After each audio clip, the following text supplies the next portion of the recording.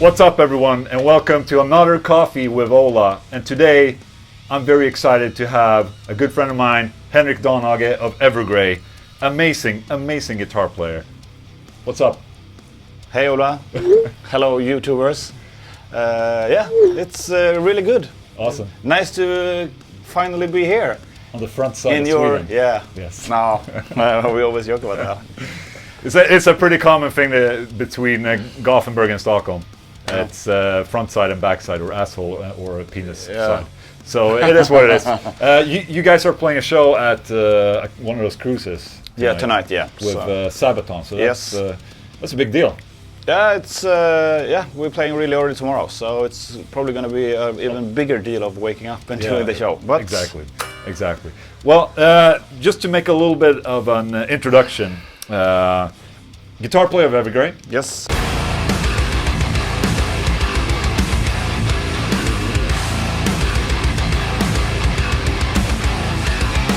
Since 2001 or 2? Yeah, 1, I think. Yes. From Gothenburg, you now play Charvel guitars. Yes. But you were also playing Comparison for a long while. I know. Yeah. And you play Bogner amplifiers. Yes. And you are what I consider one of Sweden's most underrated guitar players. Oh. Yes. Maybe we can change that today. Yes, that's why I have you here. I'm doing you a favor. No. To be honest, I've been a big fan of Evergrey for a long time. The first song I ever heard was Nosferatu. I think it was on a compilation album, like back in the day. That was probably before you joined. Yeah. And after that, it's like with Evergrey. Obviously, it's progressive metal, but it's darker than Dream Theater. That's why I like it a lot more. But the solos are just kick ass.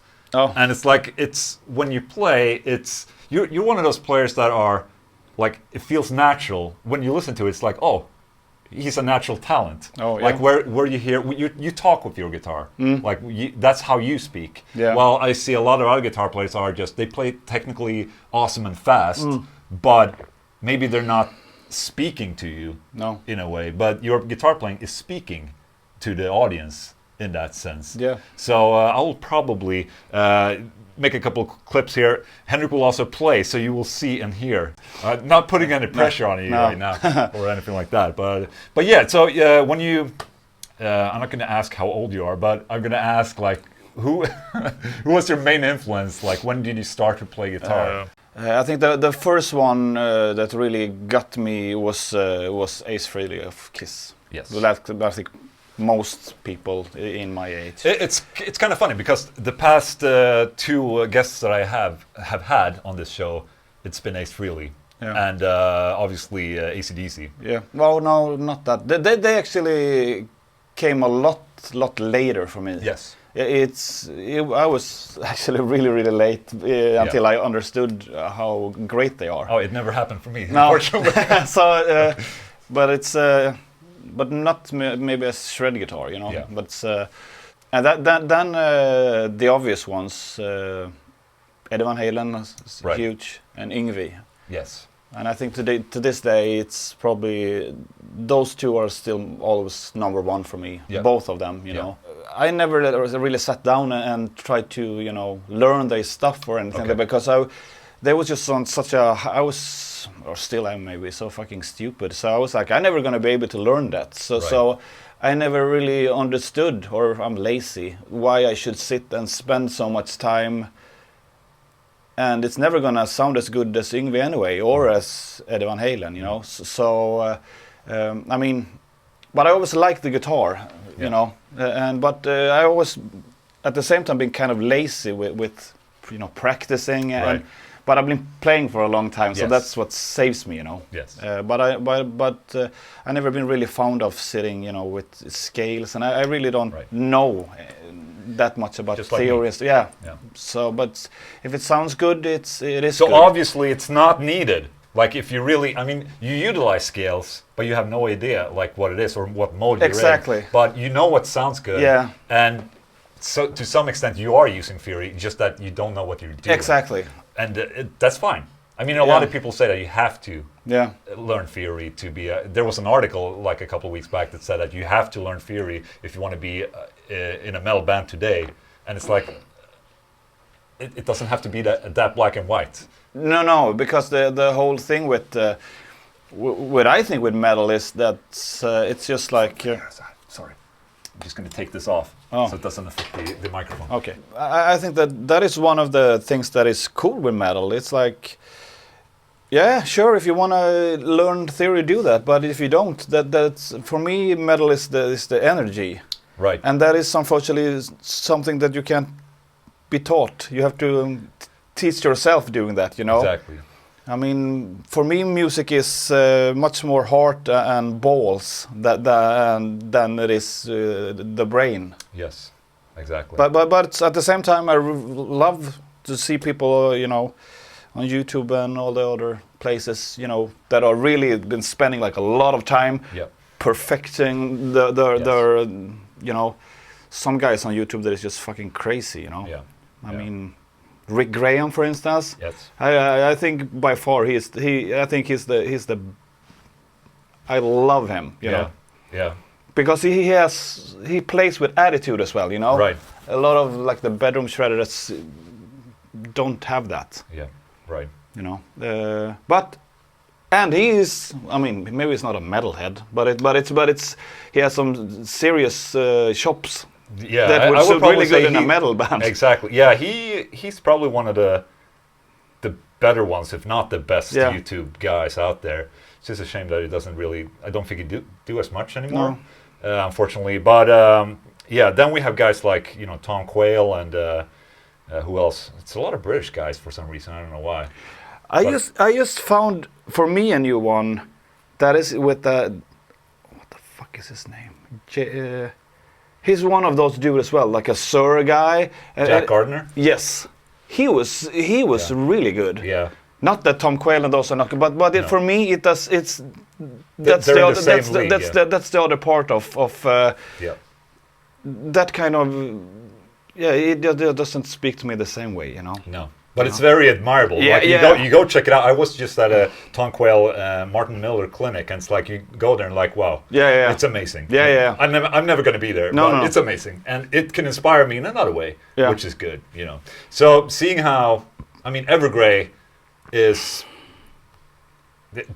Do you guys label yourself progressive metal, or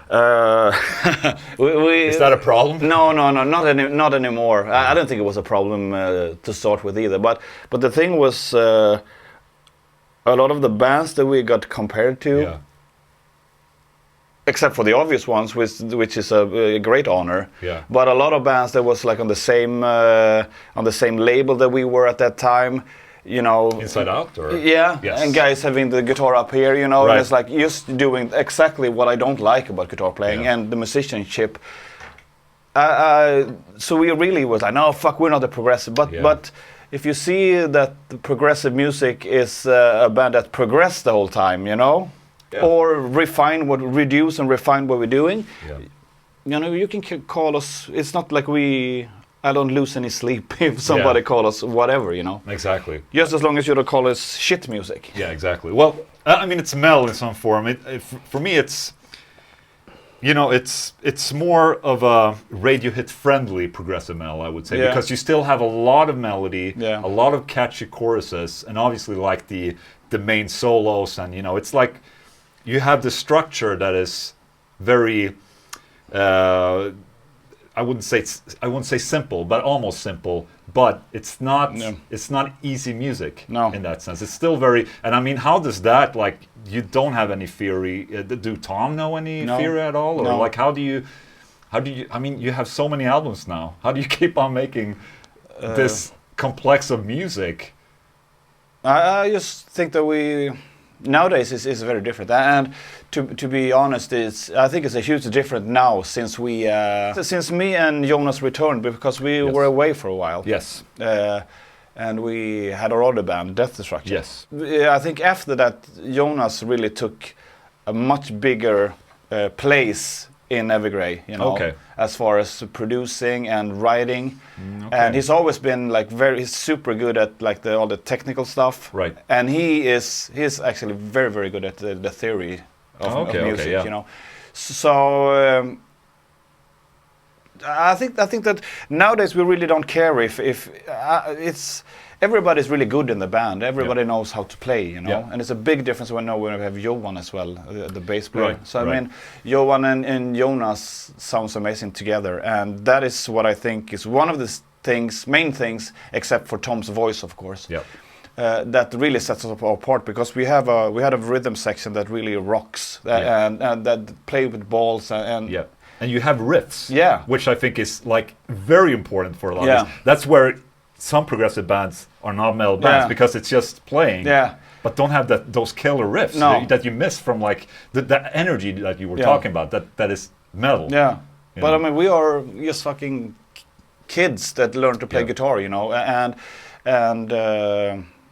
like the cliche, you know, getting out your frustrations, or Right. not frustrations, but you know, all the energy Yeah. that you know, instead of going kicking on a ball or kicking on somebody else, Yes. you know. Exactly. But now we are in this position that we really know. I mean, if I sit down and play something, I kind of know instantly if it's going to suit Evergrey or not. Right. And if not, I just play around for it, and maybe I'm going to use it for something else, you know. Yeah, So it really doesn't matter. I think. I mean, you can do. I mean, you've been playing for so long, just like a, you know. Yeah. Just to be, even though it's simple chords, but when you have played them for so long time, you know, you do it in confidence. Yes, And that is what Evergrey has become. You know, we are Right. we are really confident in what we're doing, and everybody's pushing each other positively. You know. Right. Right. So you mentioned that you guys were leaving Evergrey in was 2010. Yeah. Something like that, and then you came back. Like what? Okay, if I may ask, why did you leave Evergrey in the first place? I think it was a combination of things. It was just, I think if we would have stayed at that point, the other three guys would probably have kicked us out. Okay. Eventually. We was just focusing on like playing everything correctly and be badass every night. Me and Jonas, you know. Okay. But it wasn't fun anymore, and Right. we you know. You did it for wrong reasons. Yeah, and we decided that it's better that we go now, so we still can be friends, because we actually did a really cool thing, me and Tom, because we knew that a lot of like, because there was still a lot of journalists, you know, writing in magazines and stuff like that at that time, and people always want to have their little story, you know, even if we are not a super big band, but people, you know.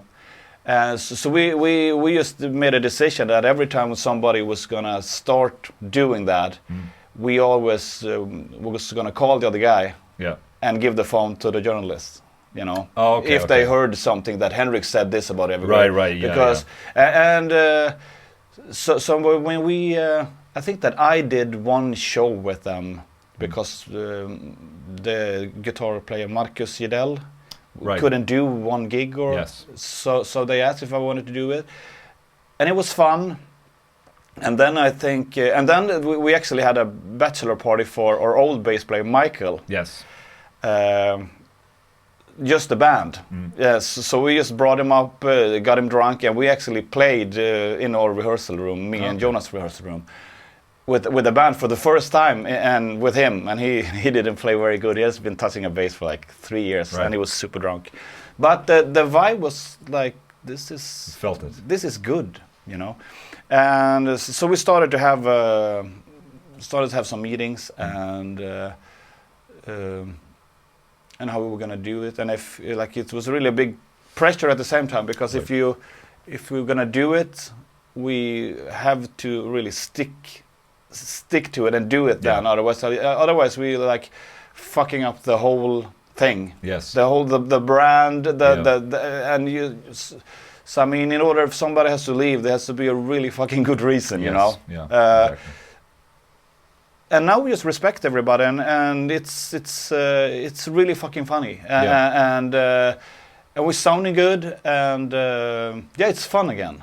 That's cool. And everybody's like, okay, maybe when that was probably like the most perfect thing that you did. Yeah, because instead of looking at all our friends, not all of us, but some of our friends that were in more successful bands, we're like, oh, why can't we, instead of enjoying where we are? Yeah, exactly. Because there's a lot of people that unfortunately never gonna even come to that level, you know? Exactly. So going pretty much like everywhere in Europe and North America, and there's people that are paid to come and see you. Exactly.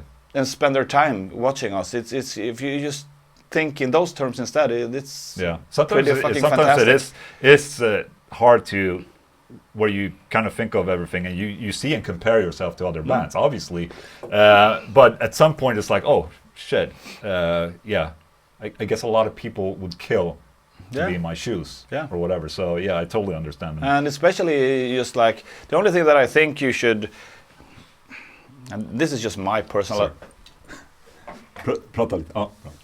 This is my personal view, not from the band, but it's just the only thing that I really think that when you should be look at other bands. This like before show and after show. You know, even if you're out with other bands and everything, I think it's really important to have like the gang mentality. You know, that even if we're super happy that this or that band brought us on tour, or we're gonna go and fucking kill them every night. Yes. That is like at that point it's like fine. Fuck everybody else. Exactly. You know, not with anger, but like we have to really prove ourselves. You have to imagine yourself. You are the most awesome band at this moment, and you're gonna you're opening up for another band. You're gonna kill this. Yeah, because you're gonna steal audience. Exactly. It's exactly what it is. And I with respect, of course. You know, but. I think that is really important, and that's one of the things that I love with guitars and guitar players. You know, that kind of gunslinger mentality. You know, there's a little bit of a competition, yes. And I like that. You know, sometimes that might be what's needed to push you and inspire you to the next level. I think it's awesome to be on a tour where there's like one or two other really fucking killer guitar players, because it really keeps me on my toes as well. Right. So you have a new album, Atlantic. Mm-hmm. And it's released now in December. No, it's going to be out 18th. So it's probably going to be out when this video is released. Yeah. And I heard the first video, single. Yeah. It's good. Mm-hmm. It's a big thumbs up. As I said, I'm a big Evergrey fan since back in the day. So it's exactly what I wanted. No, yeah. So it's Evergrey. Yeah. And it's, it has the riffs. Yeah, and it has it's basically like it's the typical Evergrey song. It's a good song that showcases what Evergrey are. Yeah, we think that we really and that is going to be the first song. That is the first song on the album as well. And we see it kind of a soundtrack and or a trailer for the whole album, because all those elements that are in there is you're gonna get more of that on the rest of the album. That's cool. So it's a cool song. Sounds killer. I mean, we were really surprised, all of us. I mean, we recorded Jonas and Johan recorded all the songs in 3 days live. Oh, nice. Yeah. And I mean, it was just crazy. We were on such a fucking roll. So I did my rhythm guitars in 3 hours, I think. And the guitar solos were divided in 2 days, like 7 hours. Oh, damn. And we just went in, and just like I didn't. But you didn't pre-write the solos or anything? No. Oh, no, shit. Nothing, not like that. So no, that is. I listened to the parts a lot, before, but I never played to them. Okay. So I don't, and so I really don't. I didn't even like figure out if it's something that Tom and Jonas or Tom or Jonas have written. Yeah. I don't even like start to checking out what key or anything, So you just keep it completely fresh, and we just go in and do it, Wow.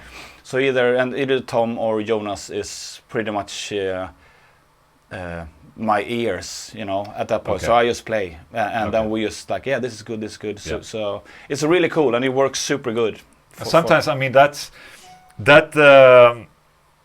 that kind of stress level might also, like we said with the competition thing, that type of, when you're stressed that might put you in a better spot to actually make something better. I mean, at some points, I know that working under stress or like a deadline can actually be helpful to just actually push through. So that's cool. I would never do it like that, because I'm not that type of person. I have to sit for, I mean, writing solos is probably the hardest thing for me. Yeah. It's never natural for me. That's why, that's why I said, when you play, it's natural. Yeah. And can you play something right now for me?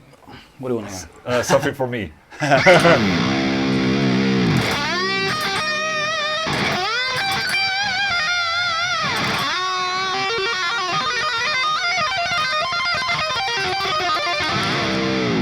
Oh, it's beautiful. Beautiful. And always a dive, kids. Yeah, of course. Has to be done. Maybe we could talk a little bit about the guitars, because obviously back in the day, you guys were using Comparison. Yeah. We actually started with Ibanez. But on the first album, or maybe the second one as well. But that was before me. So they had, Evergrey had a kind of an endorsement with Krafton, you know, the local thing. Yeah. Swedish distributor for Ibanez, by the way. And I was in love with Ibanez. I had. When I joined them, I had 4 of those Red Beach Voyager guitars. Nice. 1 of the nice ones and 3 cheap ones. A Universe as well. Right. And an awesome 570. Okay, yeah, RG. Yeah, RG, yeah, exactly. And then it was actually Mattias Englund that hooked us up with Comparison. I think he hooked up a lot of Swedish guitar players with Comparison at the time. I returned the favor once. Okay. Because I was not responsible, but I made the contact for Michael Romeo in Symphony X. Ah, okay. Cool. Because it was a shame that he was playing with ESP at that time. Right. You know. Right. Even though I love ESP as well. Yes. Especially the old ones. But then we went to Comparison. Yep. Super awesome guitars. Tom is still with them. I think he's one of the oldest NRCs, both in age and been using it. I think that the reason why Comparison are a brand today is because of Swedish bands. Yeah, I mean Solberg were having them as well. And, one of the Amarante guys also played. I don't know what the Olaf. And I mean, was it in At the Gates or Haunted? That, At the Gates probably played. No, the Haunted. Yeah, that's true. They did for a while. He had one of not Jensen, but Anders had one. Yeah. So, and I mean the whole when they started making a model that they made a custom. Itaro Kano is a wonderful dude. Yeah. Their instruments are flawless. Yes. You know, the thing was that when I quit, when we left Evergrey, I got the opportunity because a buddy of mine worked at Fender. Yeah. And so I saw an opening there. So I actually I left Comparison for a worse deal with Charvel. Yeah. Comparison was actually, Itaro Kano was actually building me 2 star guitars at that time for Death Destruction, you know, with the whole fucking shebang, you know. Right. So that was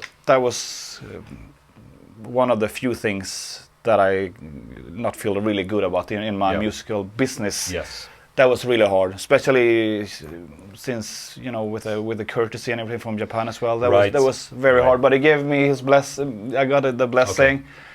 And then I went with Charvel, and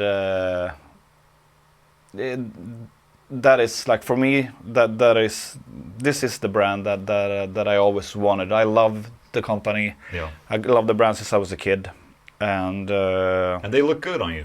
I mean, it looks like it's your guitar. Yeah, I think so as well. Especially now. I mean, we're getting a lot of compliments. Yep. You know, that's not the same thing as I actually gonna buy it if we make one. Exactly. But I mean, I just see it now. I mean, at this point, I think it's pretty cool coming from Gothenburg. You know, a little fucking suburb there, and I'm actually getting guitars from the custom shop, from the brand I love, and I'm getting Reinhold Bogner is building me amps. Right. You know, so I mean, you're happy.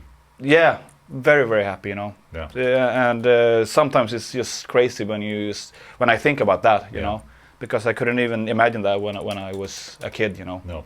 No. Is this a Relic guitar? Yes. This came. So how old is this guitar? As a matter of fact, this one is. Can you hold it up? Yeah, this is the first that I've got from the custom shop. Yeah. So it has an ash body. Yeah. Obviously maple. You know, Floyd. Here's a Jeff. But was the fretboard this dirty? What? Was the fretboard this dirty? And, this is actually some of mine, but okay. yeah. Okay. It was like aged. Yeah. So this is pretty pretty much much looks like a really old Ibanez neck right there. Yeah, that's how they. Yeah. When you play them enough, that's how they kind of turn out. Yeah. Because this is. So I mean, I use this, but this one is my. I mean, I've been thinking for the next one. I think I'm gonna more model it after this one. Actually, Okay. So you see that over there? Yeah.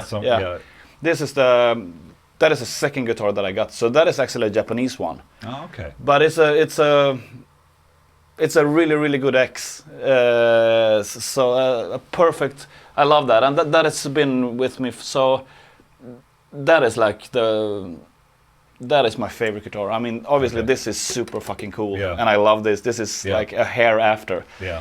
But I mean, I even had one wife and a girlfriend. They fucking carved in their names in the guitar.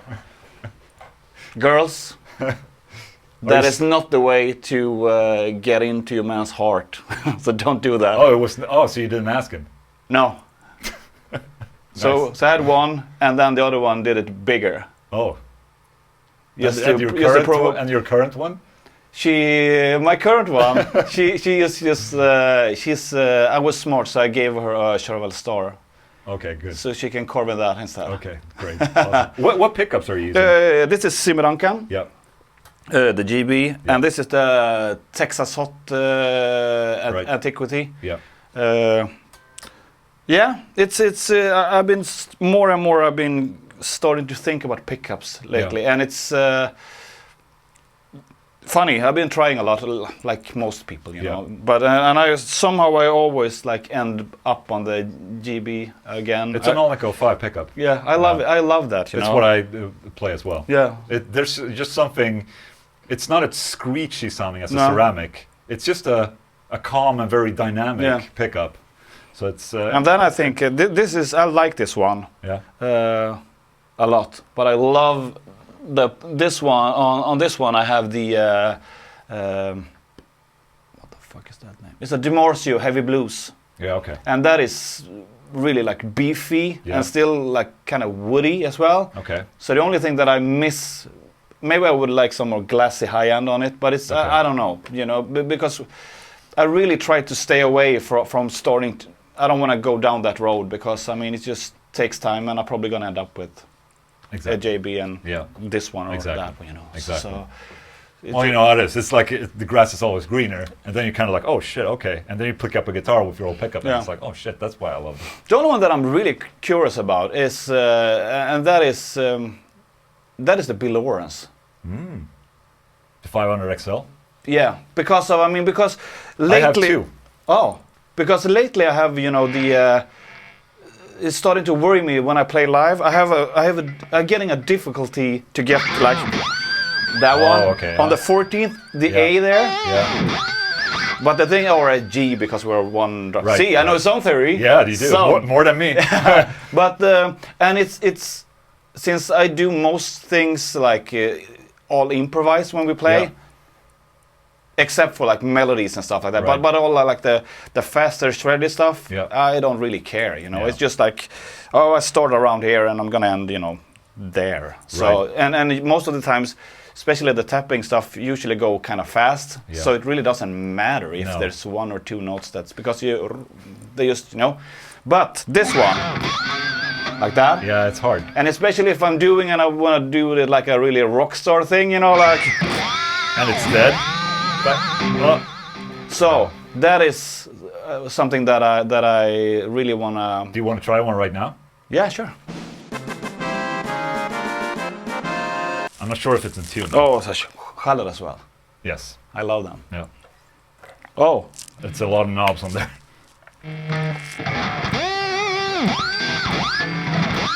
I have almost the same problem. I have another one with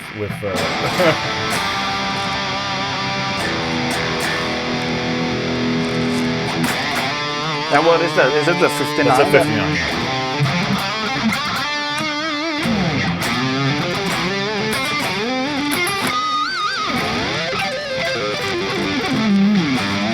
Oh, I'm also used to it. I'm always having it dropped. Yeah, exactly.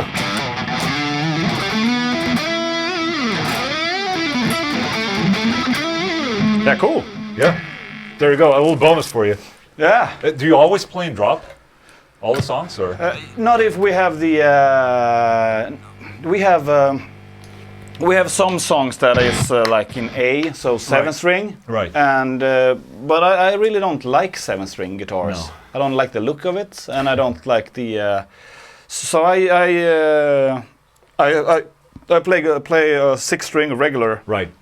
And I used the Morpheus. Oh, okay, the drop tone. Yeah. Yeah. But you told me that I should try. The Digitech. Yeah. Yes. And what I like about that is the size. So I can have two Yes. on the same. So I can have one as a backup because nowadays I have one. So if something happens, I'm completely. The Morpheus are not being made anymore. The drop are still. You can still get them. Oh yeah. So and I think they're better. I mean, latency-wise, they're better. But as long as you don't go too far. Yeah. It's okay. Yeah, because I'm going like, what is it, like 7 down. So I go from 7 steps down. So I go from from a regular tuned to so I can get the low A, and it works. And the thing is, since the only thing I bypass for the solos. Yeah, exactly. And then it works. But when I recorded for I think I started using those pedals. Maybe on Hymns for the Broken, we switched the first one when we came back. Yeah. And I did excuse me, I used it on the last one, and then I recorded 2 or 3 solos on like this guitar or that guitar. And then you got a problem. And then when I was like, so for once it was really good that I just improvised all the fast stuff, you know. Yes. So I just had to learn some melodies, but I just realized it, you know. 2-3 days when we were rehearsing for the first time and we're gonna play a show, I was like, "Wow, not the same tuning." This sounds really bad. So you have to use pedals to play that song. Yeah. There you go. Otherwise, Otherwise, it's gonna be. I think one of my favorite riffs, like drop riffs of all time, is More Than Ever. Can you play that? Yeah. Okay, play a good one.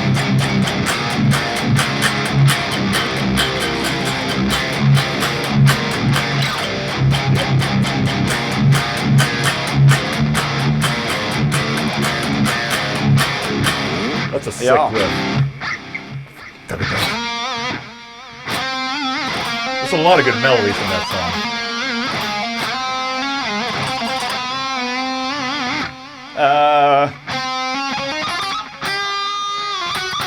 I don't know. You don't play that song live anymore? But actually, I like this. No, we haven't played it because it's drop D, like standard drop D. Okay. So we don't have a guitar for that. Okay. But I like the other part, like the middle thing. How the fuck was that? Yes.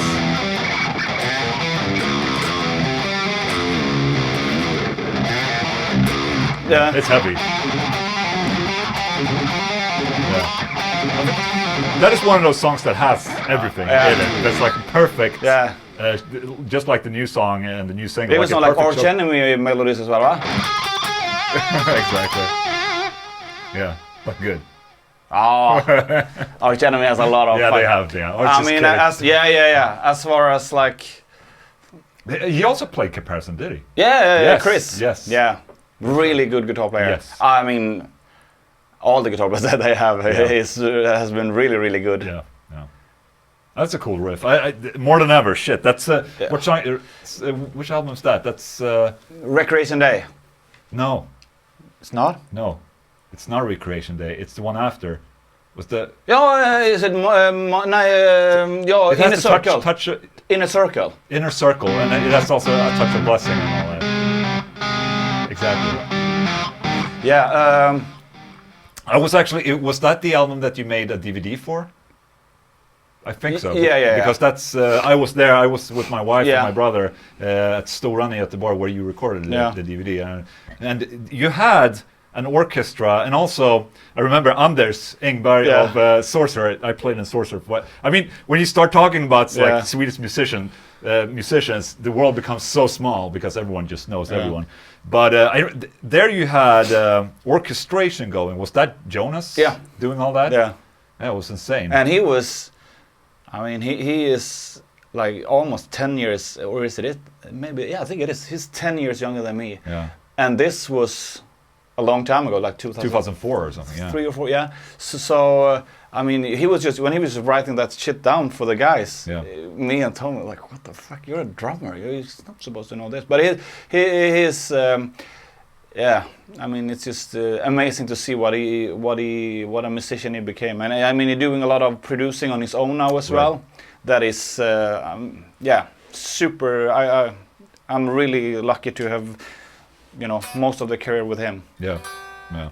I think he's when you play that show, I was actually in the Evergrey studio like the day after. Oh yeah, yeah. But this was before I was even someone, you know. And it's funny now because when I was there, it was like that was a real, really fucking cool moment right there. Because I was also an aspiring producer, you know, and just seeing all that. Wow, like the band has its own fucking studio, and which it was really big. And now when you know, I mean, it was a really fucking awesome place. Yes, it was. Yeah, I mean, the whole like living area as well, and yes, so it's like basically the biggest man cave ever. Like for a good band to just hang and do music. Yeah, I mean not the quite total opposite from the last one, which was, I mean, we recorded all the things.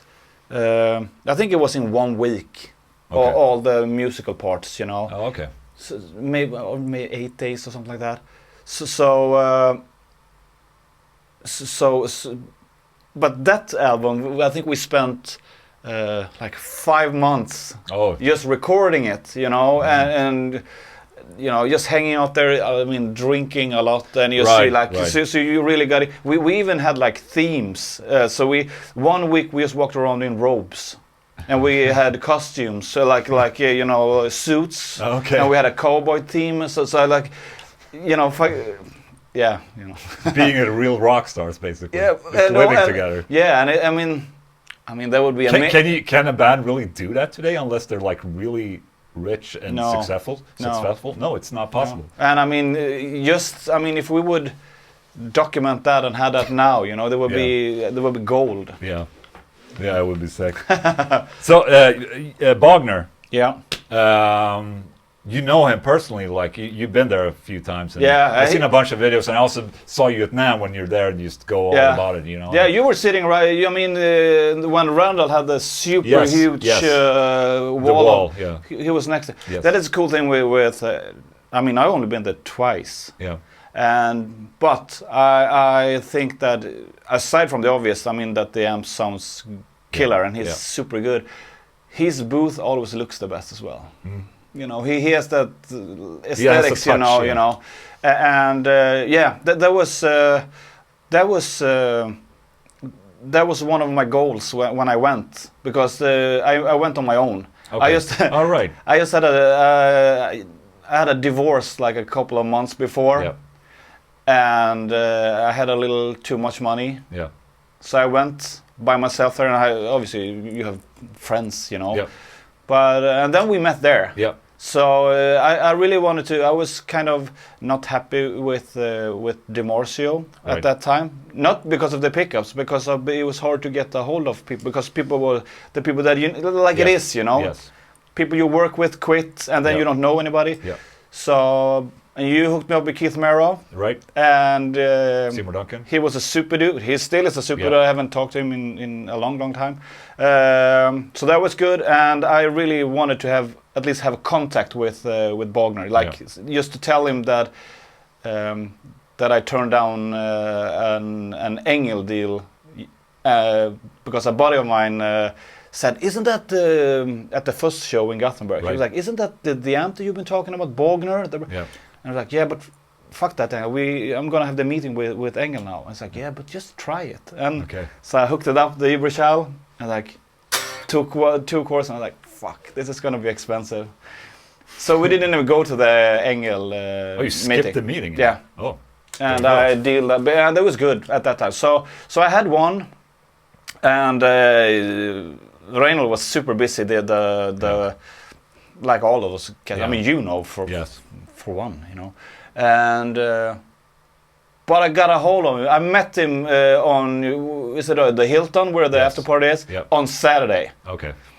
And he was coming with a photographer that always helps him with a lot of things called Greg, which I didn't know at that time. And I just felt so fucking Swedish, I was like, "Excuse me, my name." And he's like, I mean, he's been talking to so much people, so I really had like, I just wanted to say that I'm a big fan of your amps, and I want to send you something so you can check me out because. And he's like, "Yeah, so what do you sound like?" And at that time he had this dude called the Dog Rappaport. I don't know if you heard of him, which is super fucking awesome.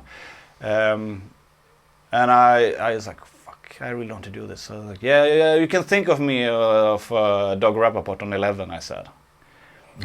Which is not true at all. No, but at last, still a good thing to say. But at last I got it. He's like, "Yeah, really? Yeah. Because if you're not, it's even more sure that I'm gonna answer your mail. Just text me, send the subject the Engel guy, and I'll remember you." And he was like, "So you wanna go up and party with us? There's gonna be a party somewhere." And for once I said no to a party because I thought I should stop. Stop there. Don't make it for a while. And I got a card, of course. Okay. And he had obviously the best looking card that I got. The whole sent the thing, and the fucking Reinhold don't answer. I'm like, "Fuck this guy, what the fuck?"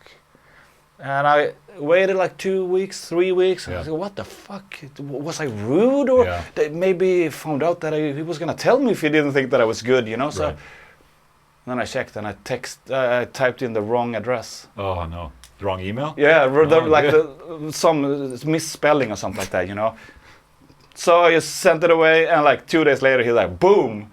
And then we met the next, and we went out, and really had an awesome time. We really click. Like, okay, cool. He's a super nice dude. And he seems like a real genuine person, like a real guy. And and I tried a amp that he has called the Helios, which is like kind of Marshall-y, And I really like that. So he made me one, and just came 2 or 3 days the next year. Okay. When Vietnam. Oh fuck, sorry. And he delivered it, which was so it was spent like a day up in his shop, when he's tweaking the amp. It was just a pinch me mom, Yeah, best experience. Yeah, so that makes you like really humble, Yeah, of course. So before we go any further, I have questions. I ask the members of my YouTube channel. I'm letting them know that you're coming, so they can ask you questions. So these are questions from my members to you. I talked about that with my girlfriend last night. Okay. And it just hit me like, that is really cool and really smart. It's really clever. The membership thing? Yeah, but the whole thing that's like, to me, I would never even think about something like that. We've been talking about this before at NAMM. Yeah, and about you getting shit done video-wise, because this guy needs to be on video. Yeah, I know. But on that case, I'm gonna show you some pictures, because this is crazy for being me. I have actually ordered everything. So I have it in the studio now. Okay. I even have a fucking camera. I don't even know. Great. I think it's A Canon. I don't know. I just saw the box and I was like, whoa, I'm gonna put it back. Otherwise, so I have, and a super dear friend of mine is gonna come like next week and help me set shit up. So I just have to like turn on, and then so I'm still gonna do what I do. I really like doing in one shot. But with better sound and better picture. Right. Because sometimes now, and I've been getting like tons of old vintage effects now, like been getting a lot of them. So I'm gonna have like a super big old rack.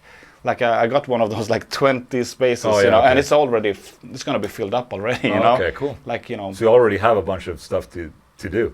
Yeah, but I mean, just need that easy thing that you just can click one button and just record yourself. And I mean, it's just one time, I think you just have to go away, you just let yourself go, because I'm like, who the fucks want to see me try to get a good sound of a 2290?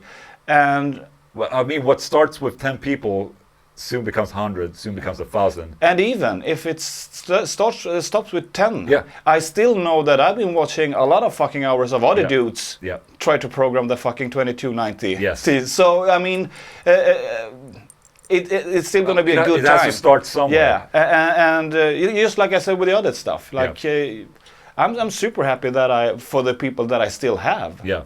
Especially considering the few things I post on that, So I mean, if I would have gone long. So thank you for saying. Okay. So awesome. Maybe it'll be up. The first video will be up when this interview has been posted. Just putting some pressure on you there, so you post something soon. Okay. I have. Stop it. No, I have questions from my members to you. So we already talked about one. That was why you did quit Evergrey. So I'm going to skip that one. But from Josh Farrell, will there be another Death Destruction album? Yes, it will be. The thing that we're having is we don't want different things, me and Jonas. But it's just this is one of the things that needs to take time, because it needs to be right. It has to be fucking killer, and because I mean, I'm really happy with the last one, with the second one. But the first one was really special because a lot of people don't know that. I mean, if you go in and look for the song "Fuck Yeah," for instance, that song is actually recorded all live. Yes. In that video too. In the video, in the studio. So we did six runs of the song, and we picked the second one. And then we had Poticulius, who shot the video, wanted more. So we did 6 shoots because we wanted all of our friends in the other Gothenburg bands getting drunk so they can scream on "Fuck Yeah." So there was a lot of pressure, studying with like most of the Gothenburg bands, people in there, drinking beers and fucking watching you play live. It was a cool video. Yeah, if you haven't checked it out, "Fuck Yeah." It's a really good one. Different from Evergrey, but still with. I mean, if you like my guitar playing, you're gonna hear a lot of groove. Very. Especially, Jonas and Fredrik is also another really good bass and drum combo. Yeah. So there is stuff coming. You're just not. We just need to do it and just consider what we want to do and how, because the only thing that I want to go back to the first album. What the fuck? You're probably gonna charge me for a new one of this, right? They're cheap anyway and suck. So if we're lucky, there might not even be audio in this video. No. Okay. Yeah. So there will be one. Okay. Cool. So I guess that's it. Do you have any lick you want to teach me? Did you understand that the diminishing that you asked once? How the hell do you remember that? I don't remember. I asked. No, but you probably spend a lot of more time with people. That was because not that I played diminished. Is this in D? Yeah. With a drop D. Yeah. So drop C. Oh, I have a drop C here. What's this one? Just wanna. Okay, what was that? I don't remember.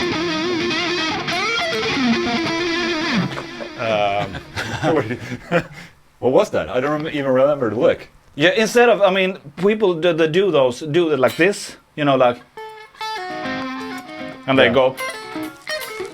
Yeah. And I can never do that. I mean, because, and not to use it that much, but when you're noodling around at home. Yeah. So, you shredders out there probably know this, so it's not like we inventing the wheel again. No. But for me, this shape was always easier, you know, like this, like the standard. Yeah, exactly. So if you just, it's much easier for the fingers, right? Yeah. So if you just move it down one step. Yeah. Whoa! Oh. You mean the next string, or? Yeah. Yeah, that's not Much easier, right? And then you just do the same thing, so you just go like 4 down. Yeah. It's cool. It's an easy... Yeah, but it's and cool. And it's fun. A good trick. And you can probably, like, if you just... This is what is not so nice with the vintage, the hum. Yeah. Not that I care when you play, but now it's kind of... But you can... If you just... If you just do one more, like you take the... If you want to tap it as well. Yeah.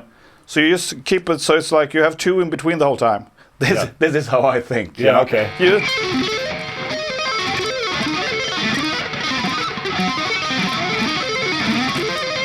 Yeah. It's easy for the fingers, it's cool. Yeah. And, It's a cool lick. Yeah. That makes you look better than Exactly. than you are. That's the guitar I solo. need stuff like that. That's what I need. You're gonna have a song like that now, right? Yeah, exactly. So I'm currently writing solos actually for an album. It's like, Oh, yeah? Yeah, so I need shit like that. Yeah. I have to fill up the album with licks. Like, this is what I think. Yeah, I know.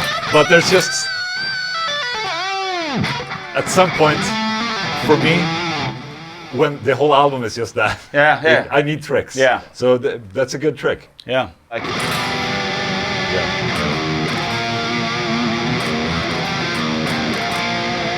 I think it's nice.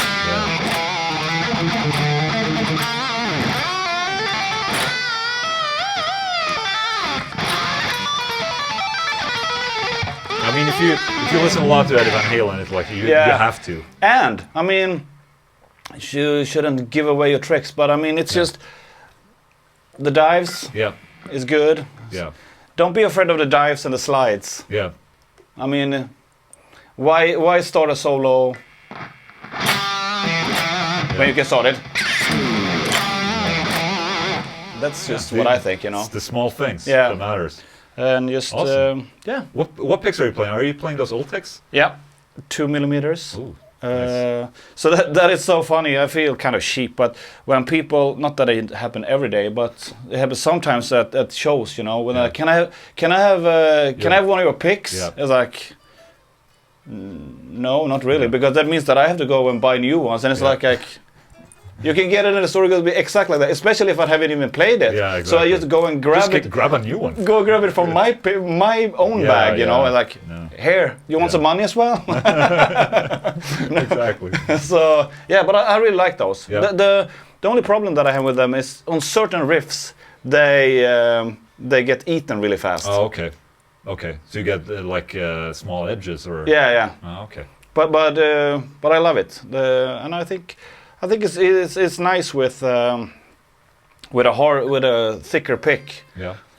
There it is. That's basically it. I think we're exactly 1 hour in. It's a good job. Yeah. Except for all the embarrassing silences and moments. Yeah, there were a lot. No, we're gonna keep them. Yeah. That's the point. Yeah. So there you go. This has been Coffee with Ola with Henrik. Yeah. It's been a pure pleasure having you here. Thank you so much. Oh, cheers. Have you been drinking anything? Just talking. Yeah. So, thank you so much for joining in. And if you like this video, please subscribe. And go subscribe to Henrik's channel. He's just starting up. He needs subscribers. And go check it out. Okay? Yeah, please do. I really need that. Bye. Bye. Thank you. Ja, det var greit.